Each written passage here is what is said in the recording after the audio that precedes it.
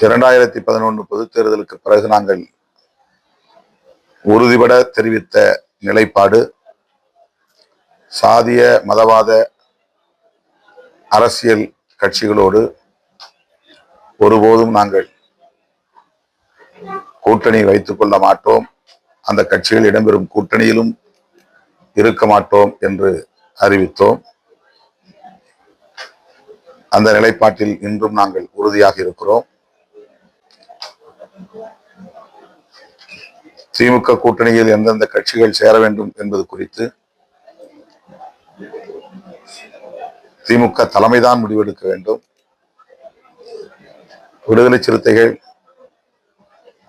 இந்த கட்சியை சேர்க்க வேண்டும், இந்த கட்சியை சேர்க்கக்கூடாது என்று சொல்லுவதற்கு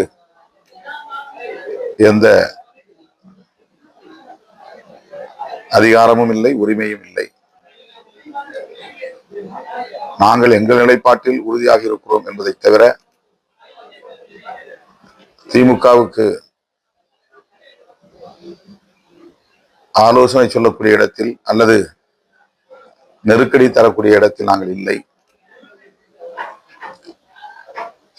எந்த ஒரு கட்சியின் மீதும் தனிப்பட்ட வெறுப்பு எங்களுக்கு கிடையாது. கொள்கை சார்ந்து நாங்கள் எடுத்த முடிவில் உறுதியாக இருந்தால்தான்